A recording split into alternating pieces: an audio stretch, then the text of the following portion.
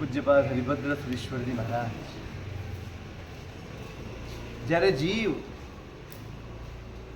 ધીમે ધીમે ધીમે દેશના સાંભળતા સાંભળતા સાંભળતા પોતાની પાત્રતાનો વિકાસ કરે,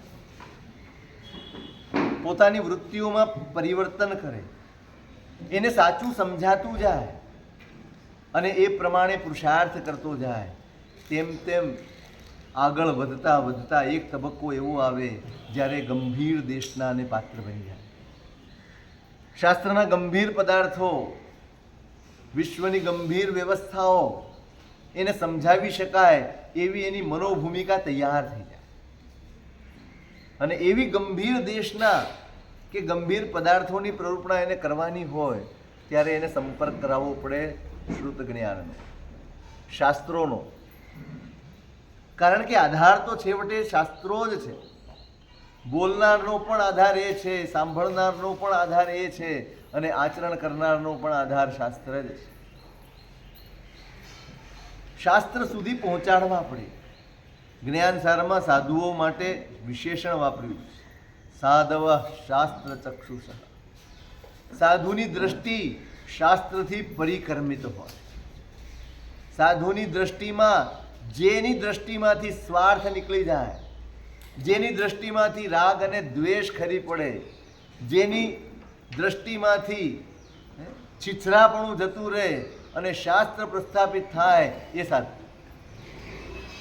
એની કોઈ પણ વાત એ જોશે ને તો પોતાની બુદ્ધિથી નહીં, પોતાની મતિથી નહીં, પોતાના અભિપ્રાયોથી નહીં, શાસ્ત્ર શું કહે છે, શાસ્ત્રનો અભિપ્રાય શું છે, એ જ સાધુના મોઢામાંથી જે શબ્દ નીકળે એમાં શાસ્ત્રની સાહેદી હોય, એ શાસ્ત્રને વફાદાર શબ્દ હોય. એક ભરોસો કરી શકાય કે આ જ શબ્દ તમે શાસ્ત્રમાં જશો તો મળશે. સાધવ શાસ્ત્ર ચક્ષુષ. સાધુની નજર શાસ્ત્રની નજર. એમ એને શાસ્ત્રનો સંપર્ક કરાવવાનો છે. પણ શાસ્ત્ર કયા? અનેક પ્રકારના શાસ્ત્રો છે. મેં કાલે કહ્યું હતું, હરિભદ્ર સુરી મહારાજે બહુ જ સ્પષ્ટ માર્ગ આપ્યો છે. આ સાચું છે એમ નહીં કહેવાનું, એને પરીક્ષા આપો, એને તય કરવા દો કે સાચું શું છે. જ્યારે હું કોઈકને પકડાવી દઉં છું ને ત્યારે માણસ વિવેક નથી શીખી શકતું. હું એમ કહી દઉં છું કે તારે આ જ માનવાનું છે એટલે પછી એના બુદ્ધિના બધા દરવાજા બંધ કરીને બેસી જાય. નહીં, એને સ્વયં વિવેક જાગવા દો, એને સ્વયં પરીક્ષા કરવા દો, એને સ્વયં શીખવા દો કે ખરેખર સાચું શું છે અને સારું શું છે. બહુ અદ્ભુત માર્ગ છે. આજે તકલીફ પડી રહી છે. એક જણ મને માને છે, એક જણ આને માને છે, એક જણ આને માને છે. કેમ માને છે? અમે છે ને તમારામાં વિવેક જગાડવાની બદલે તમારામાં ઘેલછા જગાડી દીધી છે. વિવેક નથી જગાડ્યો. તમે તય નથી કરી શકતા કે મારે ખરેખર ક્યાં જવું જોઈએ, શું સાંભળવું. અમે તમને ફિટ કરી દીધું છે કે આ સાંભળવાનું, તારે અહીંયા જવાનું, બીજે નહીં જવાનું. ના શીખવાડાય. આ અમારી નબળાઈ છે ને એનો સ્વીકાર કરવો જ જોઈએ. આ માર્ગ પ્રભુનો છે જ નહીં કે હું એને એમ કહું કે તારે આ જ કરવાનું. પ્રભુનો માર્ગ તો પરીક્ષાનો છે. એને માર્ગ બતાડી દે. જો આટલી આટલી પરીક્ષા છે, તને એમ લાગતું હોય કે આટલી પરીક્ષામાંથી આ દેવ, આ ગુરુ, આ ધર્મ, આ શાસ્ત્રો પસાર થાય છે અને તને લાગે કે સ્વીકારવું છે તો સ્વીકાર. મારા કહેવાથી સ્વીકારશે ને તો સ્વીકારશે ખરો, વિકાસ નહીં કરી શકે, આગળ નહીં વધી શકે. એ એટલું જ કરશે, એ એટલું જ પકડશે જેટલું મેં કહ્યું હશે. પછી એ ખોટું હશે ને તો પકડી રાખશે. આ શાસનની શૈલી છે. જોજો અહીંયા શું કીધું.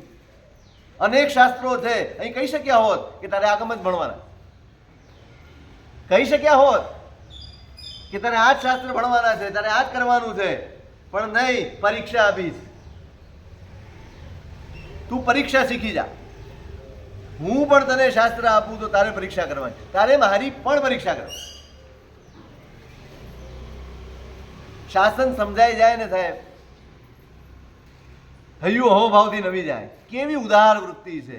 કોઈ બંધન કોઈના માથે નાખવાનું નથી, કોઈ આગ્રહ કોઈના માથામાં રોપવાનો નથી, કોઈની બુદ્ધિમાં નાખવાનો નથી. સૌ સ્વતંત્ર છે, સૌને નિર્ણય કરવા દો. જેણે પોતે નિર્ણય કર્યો છે ને એણે જ આ શાસનને આરાધ્યું છે, એ જ આ શાસનનો લાભ પામી શક્યો છે. જેણે પોતે નિર્ણય નથી કર્યા, જેણે પોતે વિવેક નથી કર્યો, જેને પોતાની બુદ્ધિમાં કશું બેઠું નથી ને પકડી લીધું છે, એ કલ્યાણ નહીં સાધી શકે. એ પોતાનો વિકાસ નહીં સાધી શકે. બાળકને તમે એમ કહો તારે ડોક્ટર થવાનું, તારે ડોક્ટર થવાનું, તારે ડોક્ટર થવાનું, પછી જુઓ તમે એવા બાળક ધક્કા મારી મારીને પૂરા કરવા પડે. એના અંદરથી એમ આવે કે મારે આ લાઈન લેવી છે, પછી એ કેવું ભણે? તમે આપો લાઈન અને પેલો અંદરથી સ્વીકારે લાઈન. એને જેમાં રસ છે, એને જેમાં રુચિ છે, એનું મન જેની અંદર જોડાયેલું છે, કે જે અંદર એની કળા છે, થોપવામાં આવેલામાં કોઈ દાડો સ્વાદ આવતો નથી. એને અંદરથી જાગવા. એમ અહીંયા પરીક્ષા આપી છે, કષ્ટ, છેદ અને તાપ, સોનું એ પરીક્ષા કરીને લેવાય. કોઈ પણ વસ્તુ સંસારમાં પરીક્ષા કરીને લેવાય. તો શાસ્ત્ર પકડવાનો, જેના આધાર ઉપર મારી તમામ સંસારની યાત્રા નભે છે, સમગ્ર વિકાસ ક્રમ જેના ઉપર નભે છે, એ કયું શાસ્ત્ર પકડીશ? મેં તે દિવસે શ્લોક કયો તમને, પક્ષપાતો નમે વીરે નચદ્વેષ કપિલાદિષુ યુક્તિમદ વચનમ યસ્ય તસ્ય કાર્ય પરિગ્રહ. હરિભદ્ર સુરી મહારાજનો શ્લોક છે. મને ભગવાન મહાવીર પ્રત્યે કોઈ પક્ષપાત નથી. મને કપિલ, સાંખ્ય, બૌદ્ધ જે કંઈ પણ બીજા દર્શનો છે એના પ્રત્યે કોઈ દ્વેષ નથી. હું તો એ વચનની ઉપાસના કરું છું, હું એ વચન પ્રમાણે અનુસરું છું જેમાં યુક્તિ યોગ્ય રીતે બેસતી હોય, જ્યાં તર્ક છે, જ્યાં પરીક્ષા છે અને જ્યાં દર્શન છે એનો હું સ્વીકાર કરું છું. બાકી કોઈ કહી દે કે આ પકડી લો એટલે હું પકડી નથી લેતો. મારો પક્ષપાત છે જ નહીં. યુક્તિમદ વચનમ યસ્ય, જેનું વચન યુક્તિથી પૂર્ણ છે, પરીક્ષામાંથી ઉત્તીર્ણ થઈ શકે એવું છે, એ વચન મારું આરાધ્ય છે. એ કોઈનું પણ હોય. એમણે યોગ દ્રષ્ટિ સમુચ્ચયમાં ટીકા લખી છે ને, એમાં પતંજલિનો ઉલ્લેખ ભગવાન પતંજલિ તરીકે કર્યો. કયો શબ્દ વાપર્યો? પોતે વાપર્યો છે, ભગવાન પતંજલિ. 21મી સદીના અમે કોઈ દિવસ આ શબ્દ ન વાપરી શકીએ, કારણ કે અમે નીચા થઈ, અમે નાના થઈ. પણ નહીં, યુક્તિમદ વચનમ યસ્ય, જ્યાં મને યુક્તિ મળશે, જ્યાં સત્ય મળશે એને હું સ્વીકારીશ. અને આ તો શાસન છે, આ તો સ્યાદવાદ છે, આ તો શાસનની શૈલી. જ્યાંથી જે સ્વરૂપે સત્ય જડે એનો સ્વીકાર કરવો, એને ઉપાસના કરવી, એનું નામ શાસ્ત્ર. એમણે જેટલા પદાર્થો એમના ગ્રંથોમાં પીરસ્યા છે ને, તમને આગમમાં નહીં મળે, નહીં મળે. આ 8 યોગ દ્રષ્ટિ ક્યાં લાવશો? લાવો. યોગની 8 દ્રષ્ટિની જે પ્રરૂપણા એમણે કરી છે ક્યાંથી લાવશો? અને છતાંય આખું શાસન સ્વીકારે છે. કોઈ ના નથી પાડતું કે આ કોઈ આગમમાં જડતું નથી માટે આપણે નથી આ વાંચવું ગ્રંથ. નહીં, યુક્તિમદ વચનમ યસ્ય તસ્ય કાર્ય પરિગ્રહ. જ્યાંથી યુક્તિપૂર્વકનું વચન મળશે, તર્કની એરણ ઉપર જે સાચું ઠરશે, એ બધા જ વચનો મને સ્વીકારે. આ શાસન છે. જ્યાં કદાગ્રહનું નામો નિશાન ન હોય, જ્યાં મારું તે સાચું આવી વૃત્તિ ન હોય ને, ત્યાં જ શાસન હોય, ત્યાં જ સત્ય હોય. જ્યાં પણ સત્ય જડે એ મારું છે. એ ભલે કોઈના ખોળામાં હોય કે કોઈના પડખામાં હોય, ગમે ત્યાં હોય, ગમે તે પક્ષમાં હોય, સત્ય છે તો એ મારું છે. અહીંયા પરીક્ષા બતાડી છે, ભાઈ શાસ્ત્ર તારે શીખવાના છે, શાસ્ત્રના શરણે જવાનું છે, પણ કયા? પરીક્ષા કરે છે. સોનું કસીને જુઓ, સોનું કાપીને જુઓ અને સોનું તપાવીને. 3 પરીક્ષા છે. એમ અહીંયા પણ 3 પરીક્ષા. જોજે, શાસ્ત્રમાં જજે ને જોજે. પેલા વિધિ અને નિષેધ, હિત અને અહિત બંનેની વાત કરી છે. પહેલી પરીક્ષા આ. માત્ર સ્વાર્થની વાત નથી કરી ને. સ્વાર્થ નથી ને, તારું હિત જેમાં દેખાય એનું નામ શાસ્ત્ર. સ્વાર્થ જેમાં દેખાય એ શાસ્ત્ર ન હોય. હું મારી જ વાત ઠોકે રાખું, નહીં, મારી વાત કરવાની જ નથી. એનું હિત જેનાથી થાય, ભાઈ આ કરીશ તો તારું હિત છે, આ નહીં કરે, આ કરીશ તો આમાં તારું અહિત છે. સોચા જાણી કલ્યાણમ, સોચા જાણી પાવગમ. તમને કલ્યાણ શું છે એ એમાંથી ખબર પડશે, તમારું અકલ્યાણ શેમાં છે એ પણ તમને ખબર. બસ આ પહેલી પરીક્ષા છે શાસ્ત્રની. બંને વાતો એમાં આવવી જોઈએ. પછી મને એમ લાગે કે આ બહુ કડક થઈ જઈશ ને તો આ ભાગી જશે.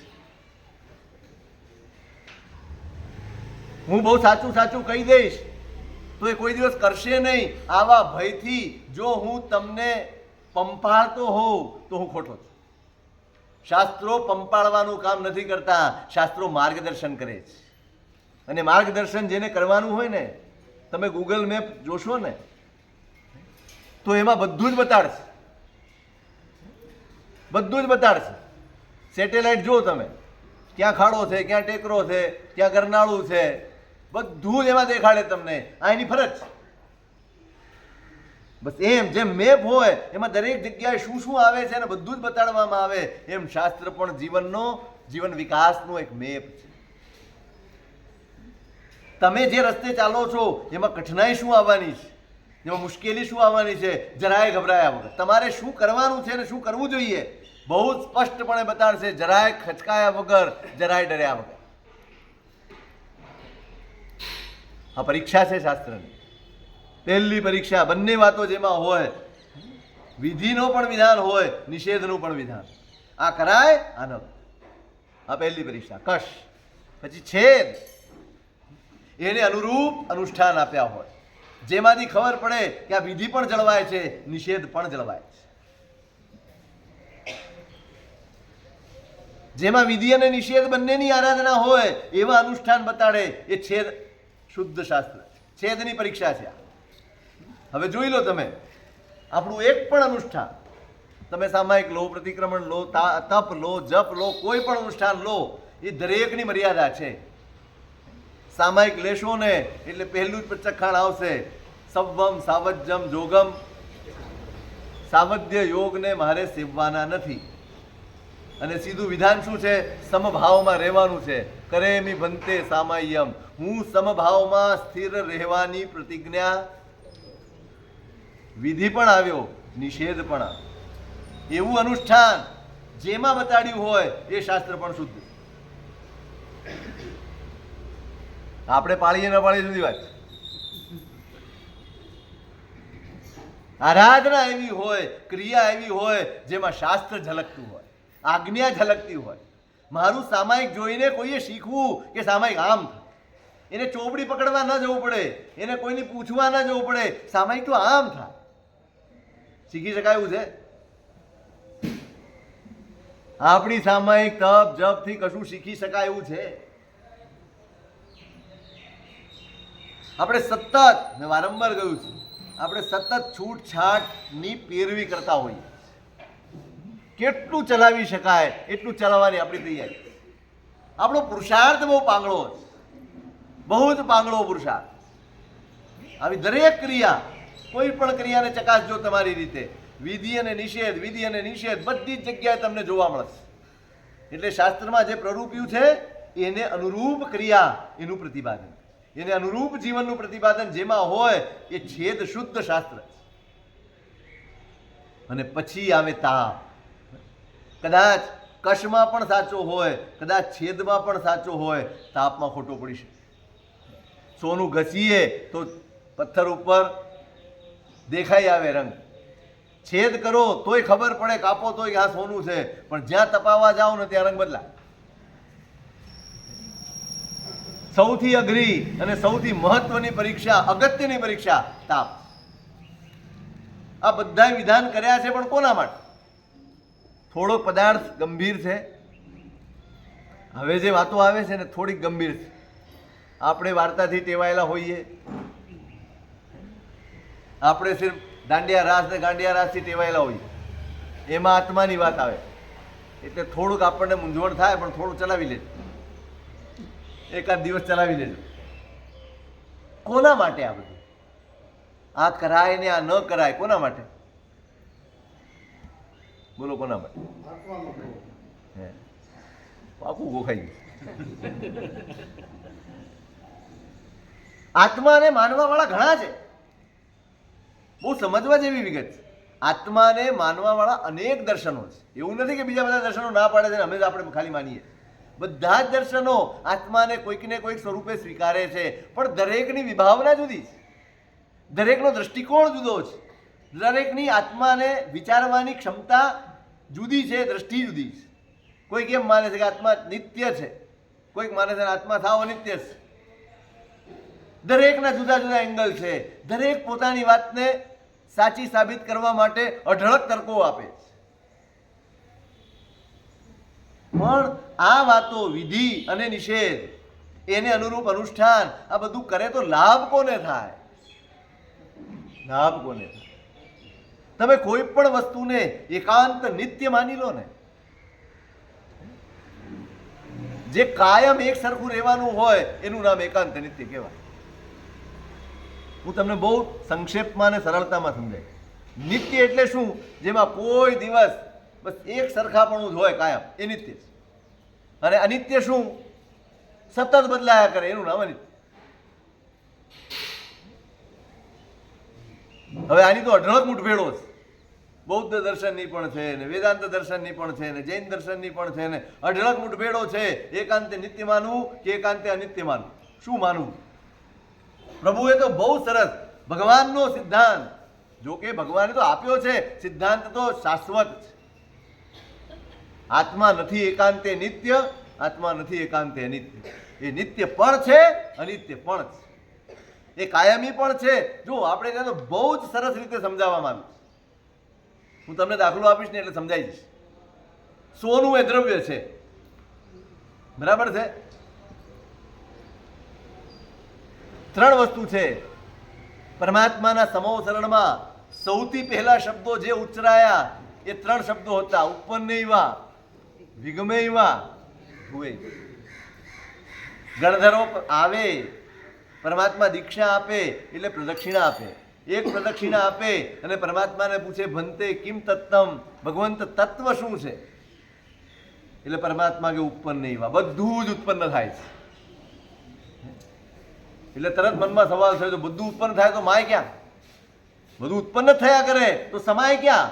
ફરી પ્રદક્ષિણા આપ, ભંતે કિમ તત્તમ. એનો જવાબ માંગ્યો છે, વિગમૈવા, બધું નાશ પામે છે. નાશ પામે તો દેખાય છે કેમ? બધું નાશ જ પામતું હોય દેખાય છે કેમ? ફરી પ્રદક્ષિણા કરે અને વળી સવાલ પૂછે, ભંતે કિમ તત્તમ, ભગવાન તત્વ શું છે? ધ્રુવૈવા, ઉત્પન્ન પણ થાય છે, નષ્ટ પણ થાય છે, અને છતાંય મૂળ દ્રવ્ય રૂપે કાયમ રહે છે. તમને દાખલો આપ, તમારા ઘરમાં સોનાનું બિસ્કિટ પડ્યું છે. હવે તમને એમ મન થયું કે આમાંથી મારે ચેન બનાવવો છે, અને તમે સોની પાસે ગયા, તમે ચેન બનાવી અથવા કડા બનાવે, જે કંઈ પણ બનાવ્યું એ બિસ્કિટમાંથી બની ગયું, સોનાનું બની ગયું. વરસ બે વરસ ગયા, તમારું મન ફરી ગયું, હવે કડા નથી પહેરવા, હવે બીજું કાંઈક પહેરવું. વળી તમે સોની પાસે ગયા અને કડું તોડાવી નાખ્યું, એમાંથી ચેન બનાવ્યું, અથવા ચેન તોડાવી નાખીને એમાંથી કડું બનાવ્યું, થઈ ગયું. હવે સોનું તો હતું, એમાંથી ચેન ઉત્પન્ન થયું, થયું ને? સમજાયું? ચેન ઉત્પન્ન થયું. હવે ચેન રહ્યું, પછી તમે કડું બનાવ્યું, તો ચેનનું શું થયું? ચેનનું ના. અને સોનું, સોનું અકબંધ. સોનું તો એનું એ જ છે, કડામાં પણ એ છે, ચેનમાં પણ એ છે, બુટીમાં પણ એ છે. સોનું એમને એમ છે, પર્યાયો બદલાયા કરે. એમ આત્માનું છે.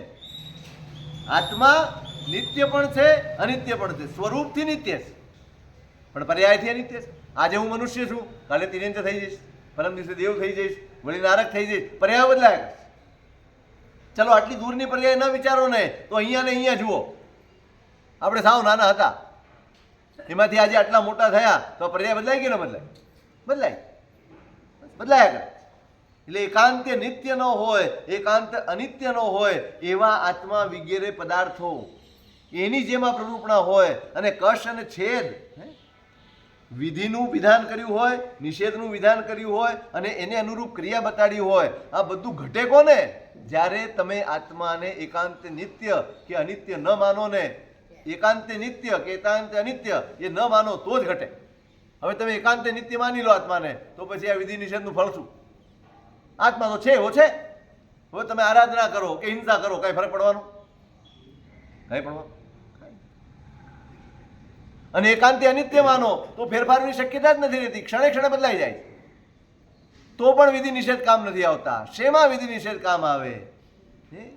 કંઈક નિત્ય અને કંઈક અનિત્ય બંનેનું સંમિશ્રણ હોય તો જ આ વિધિ, તો જ આ નિષેધ. આમ કરાય, આમ ન કરાય, આનાથી પાપ લાગે, આનાથી પુણ્ય થાય, આનાથી કલ્યાણ થાય, આ બધી જ વાતો ત્યાં જ સાબિત થાય. કોનામાં સાબિત? સમજાયું નહીં હોય મને ખબર છે. સમજાયું? તમે ગણધર વાત સાંભળ્યું હોત ને દર વર્ષે તો સહેલું પડી જાય.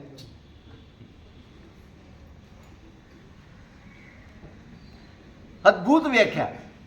બસ કેવા પદાર્થો છે જગતના, એકાંત કશે જ પકડવાનો નથી. કોઈ પણ વસ્તુને તમે એમ કહી દો કે આમ જ છે એટલે તમે એના સ્વરૂપને બદલી નાખો. આત્મા શાશ્વત છે, આત્મા સ્વરૂપે, પણ અત્યારે તો શરીરને અધીન છે, કર્મને અધીન છે, એટલે એની પર્યાયો બદલવાની જ છે. હવે મારા અંદર જોજો કર્મ બાંધવાની ક્ષમતા છે, કર્મ છોડવાની પણ ક્ષમતા છે, માટે કર્મનું વિધાન સાચું પડે. હવે જો આત્મા સાવ નિત્ય હોય, એ કર્મ માનતો પણ ન હોય, એ કર્મ ભોગવતો પણ ન હોય, છે માનનારા એવા એવું માનવાના છે કે આત્મા કર્મ બાંધતો પણ નથી, આત્મા કર્મ ભોગવતો પણ નથી, આત્મા સંસારમાં ભટકતો પણ નથી, આત્માનું કશું થતું જ. હવે તમે એમ કહો કે રોજ પૂજા કરો તો તમને સારા કર્મ બંધાય તો ખપ આવે? આત્મા જો કર્મ બાંધતો જ ન હોય, સારું કામ કરવાથી એને લાભ ન થતો હોય કે ખરાબ કામ કરવાથી એને નુકસાન જ ન થતું હોય તો આ ખપમાં આવે ખરું? તો તમે દેરાસર આવો, તો તમે સામાયિક કરો, તો તમે પૂજા કરો, તો તમે દીક્ષા લો. આટલો બધો પુરુષાર્થ કોને અધીન છે? આ સંભાવનાઓ છે, આ વાસ્તવિકતા છે કે આ બધું જ કરવાથી આત્મામાં પરિવર્તન આવે છે, આવે છે ને આવે. જે મેલ આત્મા ઉપર ચડ્યો છે કર્મનો, એ મેલ આ આરાધનાઓથી, આ પુરુષાર્થથી, આ ક્રિયાઓથી ધોવાય છે. આટલો વિશ્વાસ છે, માટે તમે કરો. એટલે આવા જીવાદી પદાર્થોની પ્રરૂપણા જેમાં હોય એ તાપ શુદ્ધ શાસ્ત્ર છે. આ ત્રણ પરીક્ષા છે. પહેલા તો વિધિ અને નિષેધ બંનેનું વિધાન હોવું જોઈએ, પછી એને અનુરૂપ ક્રિયા બતાડે, પણ એ ક્રિયા જેને લાગુ પડે એ છેદ શુદ્ધ થયું. પેલા વિધિ કર્યું કે ભાઈ આ કરાય, આ ન કરાય, આ કશ શુદ્ધ. એને અનુરૂપ અનુષ્ઠાન આપ્યા, એ છેદ શુદ્ધ. અને એ કોને લાગુ પડે એ પ્રતિપાદન, એ તાપ. હવે હું વિધાન તો બતાડું છું, પણ આત્માને નિત્ય માનું છું. વિધાન કઈ કામ નથી. હું આટલું બધું બતાડું, આમ કરો તેમ કરો, ફલાણું કરો, ઢીકણું કરો, પણ કોના માટે કરો તમે પૂછો તો ખરા?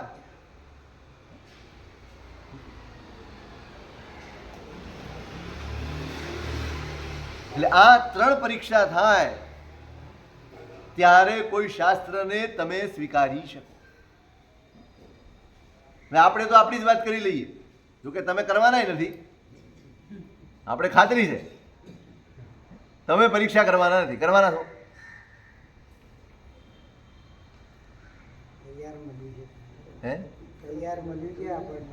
તૈયાર મળી ગયું, બેઠું મળી ગયું. અહીંયા તો એની મનાજ. તમારી શ્રદ્ધાને જો તમારે નિર્મળ કરવી હોય, તમારી શ્રદ્ધાને તમારે દ્રઢ કરવી હોય, બરાબર યાદ રાખજો, તમે સ્વીકાર્યું છે ને એ મારા કહેવાથી સ્વીકાર્યું છે. મારું એટલે કોઈ પણ XYZ વ્યક્તિ હોય, વ્યક્તિના કહેવાથી જ્યારે તમે સ્વીકારો છો ત્યારે વ્યક્તિમાં ફેરફાર થવાથી તમારી શ્રદ્ધામાં પણ ફેરફાર થઈ જાય. ઘણા લોકોની શ્રદ્ધા, સાહેબ ભગવાન માનતા હતા અમે એમને, તો તને કોણે કીધું? ત્યાં જ વિવેક નથી રાખ્યો. સાહેબ અમે એમને ભગવાન માનતા હતા, અમે તો એવું માનતા હતા કે આમનામાં તો કાંઈ હોય જ નહીં ગડબડ. સાહેબ અમે તો જોઈને હબક ખાઈ ગયા, અમારી તો ધર્મ ઉપરથી શ્રદ્ધા ઉઠી ગઈ, અમારે તો આવવાનું બંધ થઈ ગયું, અમારે તો અરે અરે અરે અરે શું છે આ? શું છે? શું આ ક્યાં થાય છે? આવી દુર્ઘટનાઓ ક્યાં બને છે? કોઈકનું કીધેલું પકડો છો ત્યારે દુર્ઘટના બને. તમારા વિવેકપૂર્વક તમે સ્વીકારશો તો તમે સ્વીકારી શકશો. ભાઈ વ્યક્તિ છે, વ્યક્તિ છે.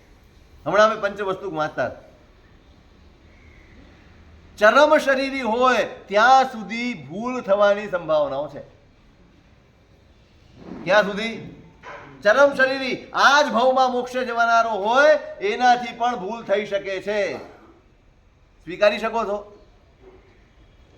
સમજી? આ શાસન છે ભાઈ.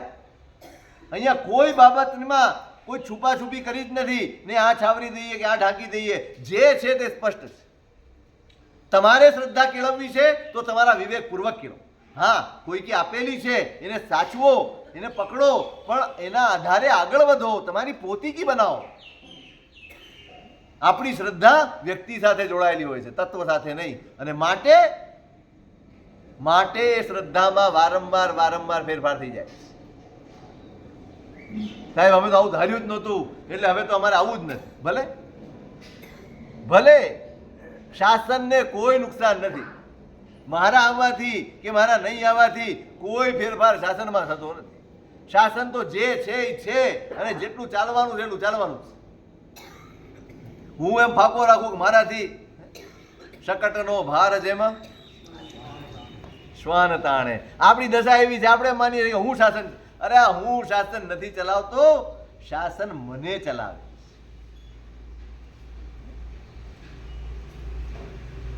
એ તો સ્વયં સંચાલિત છે.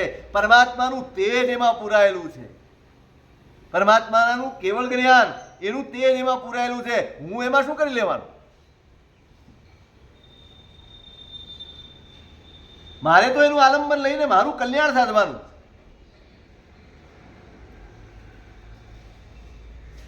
એટલે શ્રદ્ધા તમારે દ્રઢ કરવી હોય, શ્રદ્ધા તમારી સ્થિર કરવી હોય, શ્રદ્ધા તત્વ સાથે જોડવી હોય તો શાસ્ત્ર સુધી પહોંચવું જ પડશે. વ્યક્તિ ઉપકારી ચોક્કસ છે પણ આધાર તો શાસ્ત્ર જ બની શકે. ઉપકાર કોઈ પણ કરી શકે, આધાર તો જે શાશ્વત હોય ને એ જ બની શકે. અને શાશ્વત છે તત્વ, શાશ્વત છે પ્રભુનું શાસન, શાશ્વત છે પ્રભુના વચનો. આ બધા શાશ્વત છે. શબ્દોમાં ફેરફાર થાય, ભાવોમાં કોઈ દિવસ ફેરફાર નહીં થાય. શબ્દોમાં ફેરફાર થાય. હું આ શબ્દોમાં તમને વાત રજૂ કરું, બીજો બીજા શબ્દોમાં રજૂ કરે, પણ તત્વ તો આ જ આવશે. ઉત્પન્ન એવા વિગમે એવા ધુએ. બધું જ ઉત્પન્ન પણ થાય છે, બધું નષ્ટ પણ થાય છે અને મૂળ સ્વરૂપે કાયમ પણ રહે છે. તત્વ આ જ રહેશે. 14 પૂર્વની રચના કરે ને ગણધર ભગવંતો, એમાંય શબ્દોનો ફેરફાર હોય પણ તત્વ આ જ. એટલે તમે તમારી આરાધનાઓ એને ચકાસજો કે અમે જે આરાધના કરીએ છીએ એ ખરેખર પરીક્ષામાંથી પાસ થાય એવી છે ને, એનાથી મારું હિત સદાય એવું છે ને. પણ તો બધું ભણશો તો હવે તો વો દિન કહા મિયા કે પાँव में जूती.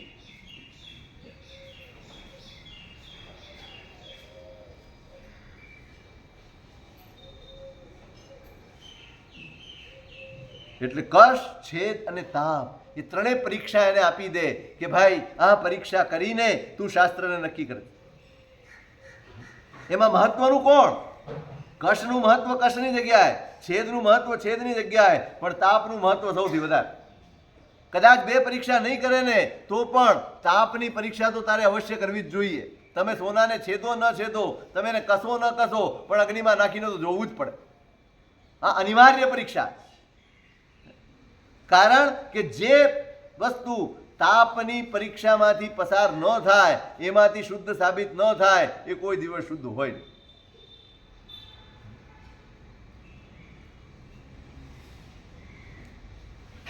તાપથી શુદ્ધ થયેલું શાસ્ત્ર એ જ તમારા જીવનમાં લાભ કરનારું છે. એનાથી જ તમારા આત્માને લાભ થાય. એના ભણવાથી, એના સ્વાધ્યાયથી. કારણ તમે જેમ જેમ સ્વાધ્યાય કરતા જાઓ, જેમ જેમ તમે વાંચતા જાઓ, જેમ જેમ તમે શીખતા જાઓ, એમ તમારો માર્ગ વધુ ને વધુ પ્રશસ્ત બનતો જાય.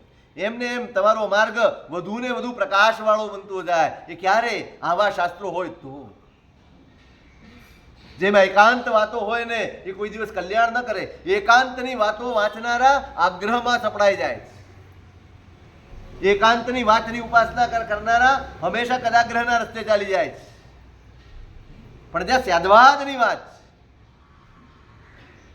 જ્યાં દરેક અવસ્થાનો સ્વીકાર, અવસ્થા બદલાય છે માટે જ કલ્યાણ થાય છે.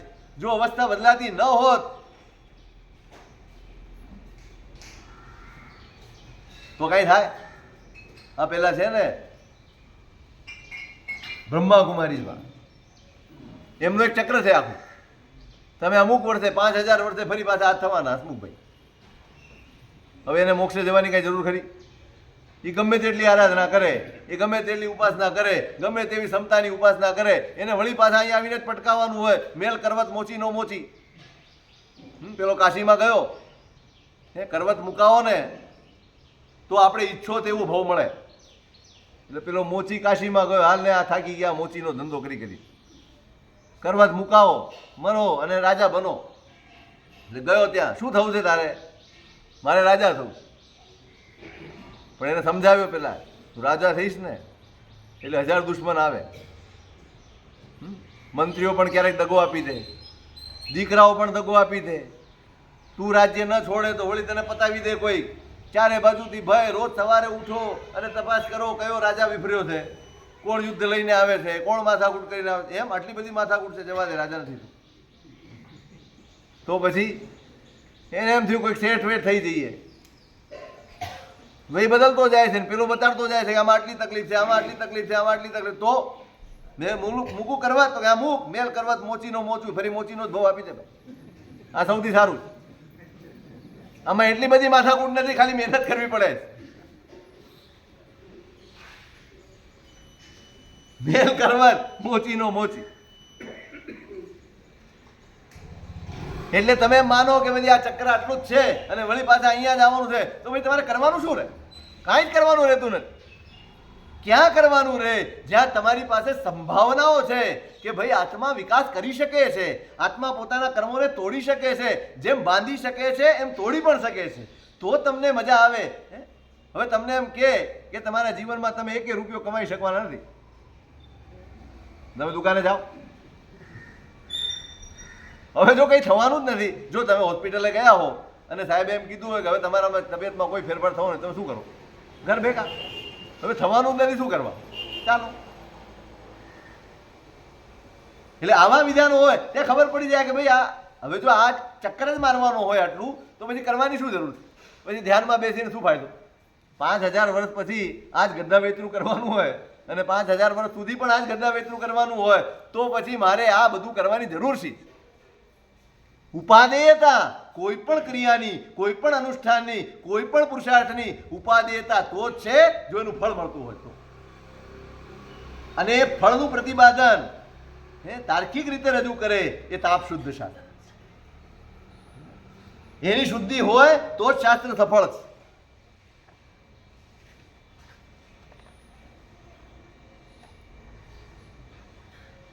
અહીંયા એક સરસ દાખલો આપ્યો. નહીતર શાસ્ત્ર કેવું થાય? માંગી લાવેલા ઘરેણા જેવું. દાખલો બહુ સરસ આપ્યો છે. માંગી લાવેલા ઘરેણા છે ને, આમાં તમારી પાસે ઘરેણું હોય ને, તો જો તમે સંપન્ન હો તો તમે ઘરેણું પહેરીને શણગાર કરીને બહાર ફરી શકો. આ એક એનો ફાયદો. ક્યારેક એવું બને કે તમારી પરિસ્થિતિ કંઈક આગી પાછી થાય, ડામાડોલ થાય અને તમારી આજીવિકાનું સાધન જરાક નબળું પડે, તો તમે ઘરેણું વેચી અને એનાથી પણ તમારું જીવન નિર્વાહ કરી શકો. જો તમારું પોતીકું ઘરેણું હોય. હવે માગી લાવેલું ઘરેણું હોય તો શું કરી શકો? તમે કદાચ શણગાર કરી શકો, પણ તમારે તકલીફ પડે ને તો તમે એને વેચી ન શકો, કારણ કે તમારું એ કોઈ ખપમાં ન આવે તમારે. એમ જે શાસ્ત્ર આત્માને લાગુ ન પડતું હોય કે આત્માને ફાયદો કરી આપે એવું ન હોય, એ કેવું હોય તો કે માગી લાવેલા ઘરેણા જેવું. બસ એને લઈને ફરો પણ તમને કોઈ ફાયદો નહીં. તમે તકલીફમાં હો ત્યારે શાસ્ત્ર તમને ખપમાં ના. તમને જ્યારે માર્ગ સૂઝતો ન હોય ત્યારે શાસ્ત્ર તમને ખપમાં જ ના.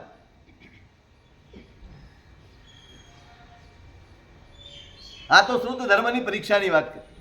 આટલી પરીક્ષા કરીને પછી એ સ્વીકારે, પણ કોનું સ્વીકારે? શાસ્ત્ર કોને કહેવું? બહુ જ સ્પષ્ટતા કરી.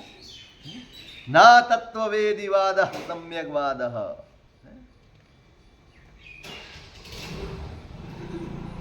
જેને તત્વનું દર્શન નથી થયું, માત્ર જેની પાસે ચિંતન છે, માત્ર જેની પાસે વિચાર છે, દર્શન નથી. દર્શન હોવું. એ જે વચન બોલે ને એને શાસ્ત્ર. તમે પરમાત્માને જુઓ, પ્રભુ નીકળ્યા, 30 વર્ષની ઉંમરે પ્રભુ ઘર છોડીને નીકળ્યા.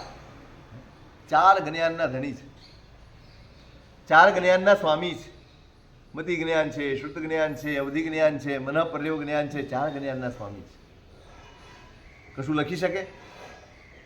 કશું શાસ્ત્ર બનાવી શકે કે ન બનાવી શકે? એટલી ક્ષમતા ખરી કે નહીં? અને છતાંય પ્રભુ મૌન રહ્યા. 12.5 વર્ષ ઉત્તમ વિરજી ભૂમિ ન ઠાયા.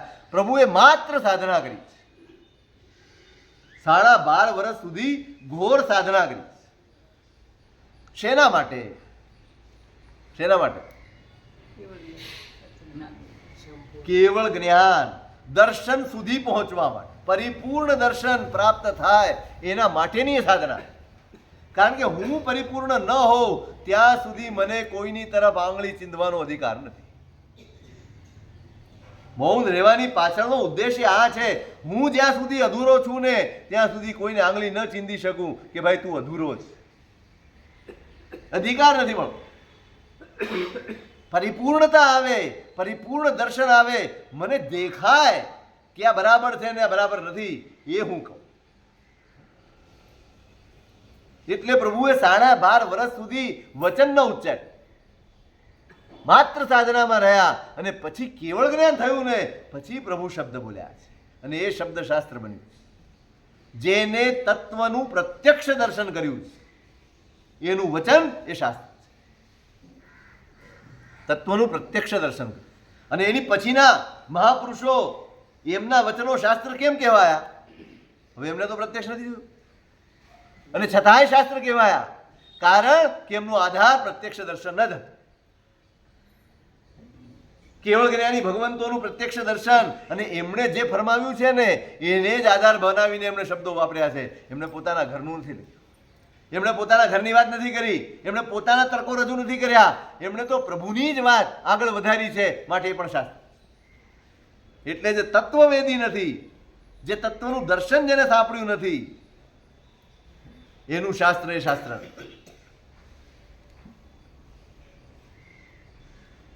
હવે ઉપાય શું? આ શાસ્ત્ર પ્રામાણિક છે એનો ઉપાય શું? જાણવાનો ઉપાય તો હોય. ભાઈ કયા શાસ્ત્રને તમે પ્રામાણિક માનો? ઘણી બધી વાતો સાંભળવા મળે, તમને મનોરંજન મળે, તમને દુનિયાદારી પણ મળે, તમને બધું જ મળે, પણ જેમાંથી તમારા આત્માની વાત ન મળે ને એ શાસ્ત્ર નથી. પ્રામાણિક શાસ્ત્ર કયું? જેમાં આત્માના હિતની અને આત્માના હિતની બધી જ સ્પષ્ટતા કરવામાં આવી હોય. જ્યાં એમ બતાડવામાં આવે કે આમ કરશો તો કર્મનો બંધ છે અને આમ કરશો તો કર્મનો ક્ષય છે. આ કરશો તો સંસારમાં ફરવાનું છે અને આમ કરશો તો મોક્ષ મળશે. આવી વાત જેમાં હોય ને એનું નામ શાસ્ત્ર છે. બંધ મોક્ષોપપત્તિ તત્શુદ્ધિ. શુદ્ધ શાસ્ત્ર કયું? જેમાં સ્પષ્ટપણે બતાડ્યું હોય કે આ કરવાથી બંધ થશે અને આ કરવાથી જ મોક્ષ મળશે. જ્યાં કોઈ ચસમપોસી ન હોય. મેં વારંવાર કહ્યું, ક્યાંય આળ પંપાળ ન હોય, ક્યાંય ચસમપોસી ન હોય, ક્યાંય આને પંપાળી લઉં અને આનો તિરસ્કાર, કોઈ નહીં. જે હોય દરેકને શુદ્ધ માર્ગ આપવાનું કામ જે કરે એનું નામ શાસ્ત્ર. કોઈ પણ હોય એના માટે નિયમ, શાસ્ત્રના નિયમો તીર્થંકરને પણ એટલા જ લાગુ પડે અને સાવ સામાન્ય જંતુને પણ એટલા જ લાગુ પડે. નિગોદના જીવને જે નિયમ લાગુ પડે ને એ સાધનાની ભૂમિકા સુધી પહોંચી ગયેલા જીવને પણ લાગુ પડે. તમે એમ કહો કે આ જૂઠું બોલે તો કર્મ બંધાય ને આ જૂઠું બોલે તો ન બંધાય, એવું બનાય? ભાઈ આ તો બહુ ઊંચી સાધનામાં છે અને તમે દાખલા સાંભળો જ છો. પરાકાષ્ઠાની સાધનાએ પહોંચેલો આત્મા પણ ધડાક દઈને પતન પામ્યો છે. કોના કારણે?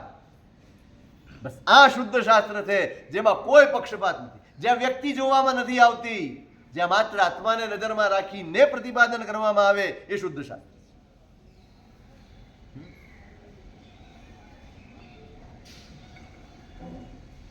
વાત એ જ છે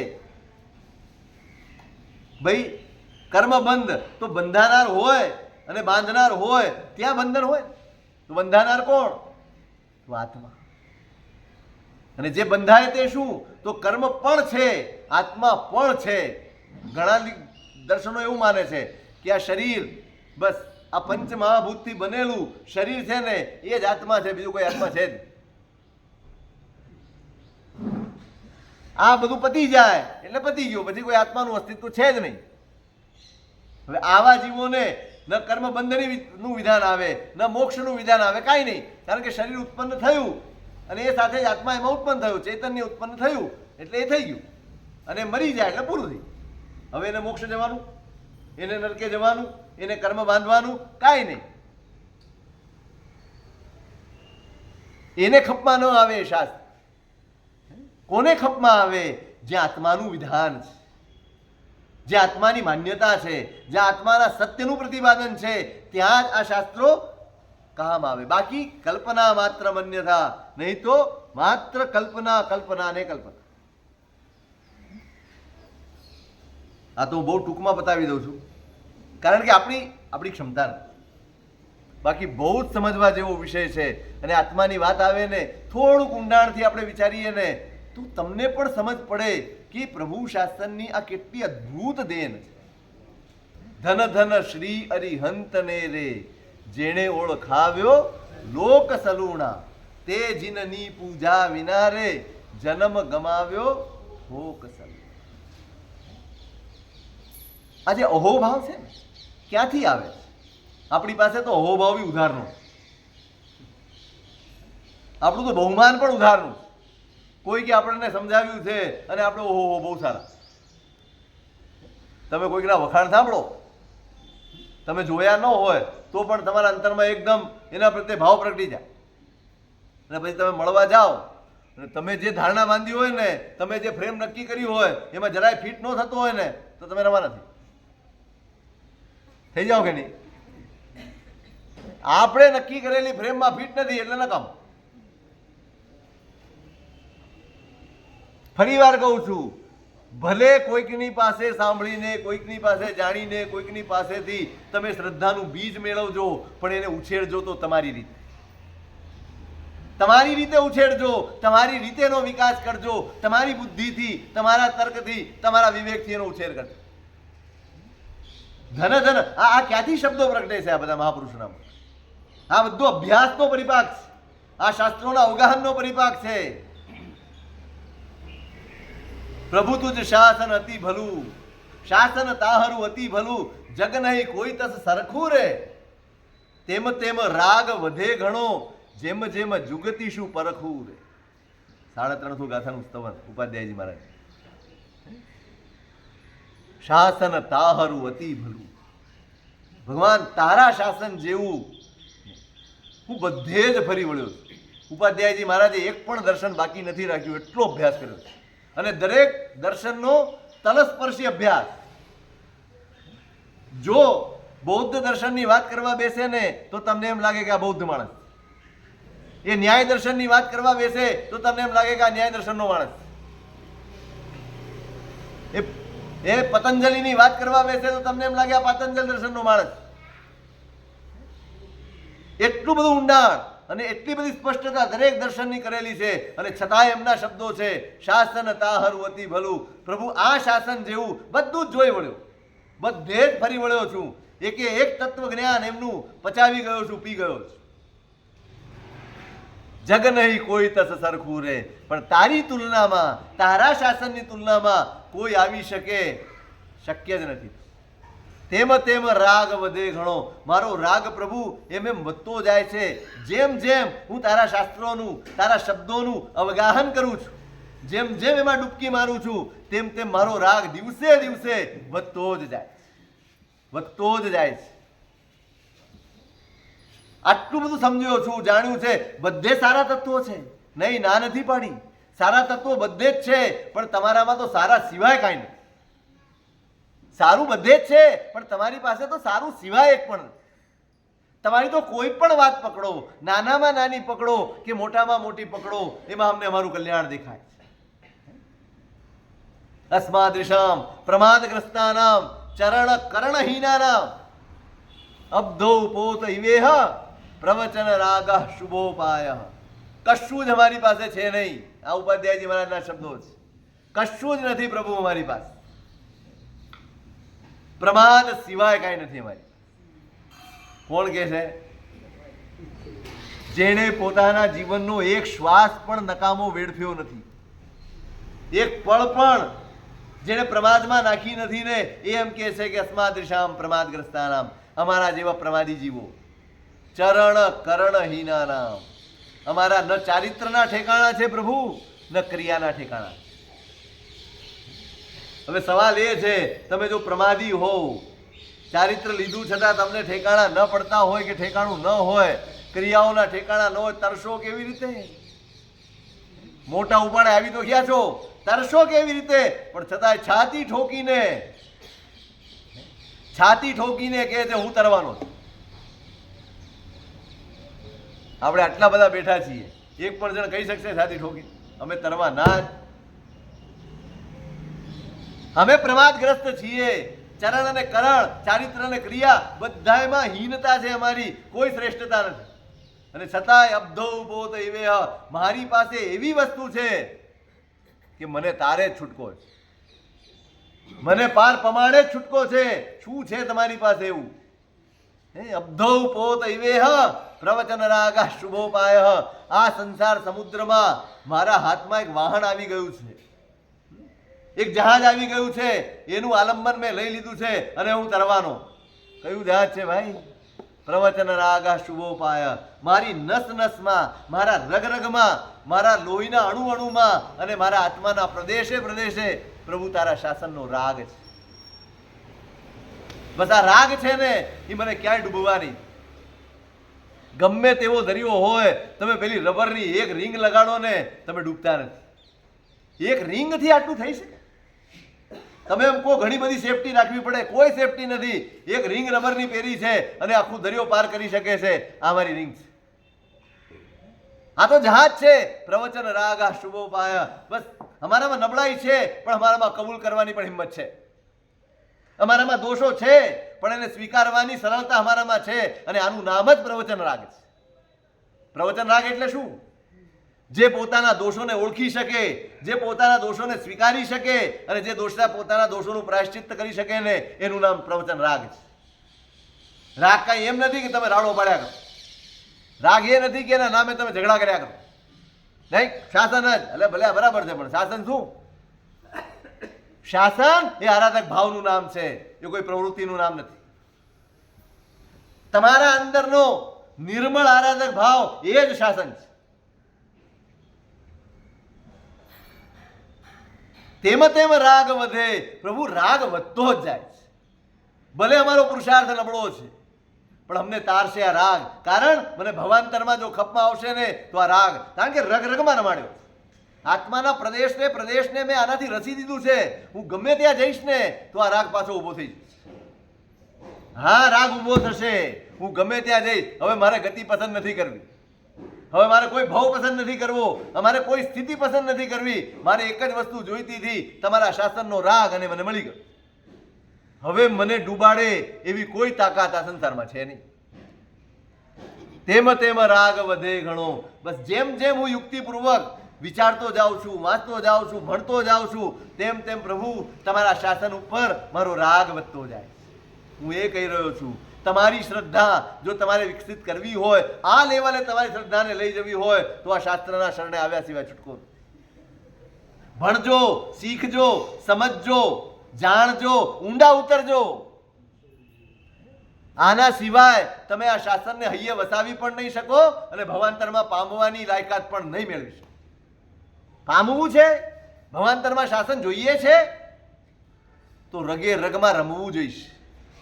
આત્માના પ્રદેશે પ્રદેશે વસવું જોઈશે. પોતાની શ્રદ્ધા વગર નહીં વસે. કોકના દીવે આપણું ઘર નથી ચાલતું. કોકના દીવે મારો રસ્તો પૂરો નથી થતો. ભલે મારા હાથમાં નાનું પણ ફાનસ હશે ને તો મારો 10 માઇલનો રસ્તો કપાઈ જશે, પણ કોકના ઘરમાં દીવો ચાલે છે ને હું ચાલવા માંડું તો ઠોકર જ ખાવાનું. આપણે કોકના ઘરના દીવે ચાલીએ છીએ. કોકના દીવે હું મારો રસ્તો પસાર કરવા માંગુ છું અને વારંવાર ઠોકર ખાઉં છું. મારું ફાનસ ભલે હળવું હોય, ભલે એક જ હોય, ભલે 2 ડગલા દેખાડતું હોય, પણ 2 ડગલા કરતા કેટલું દેખાડશે?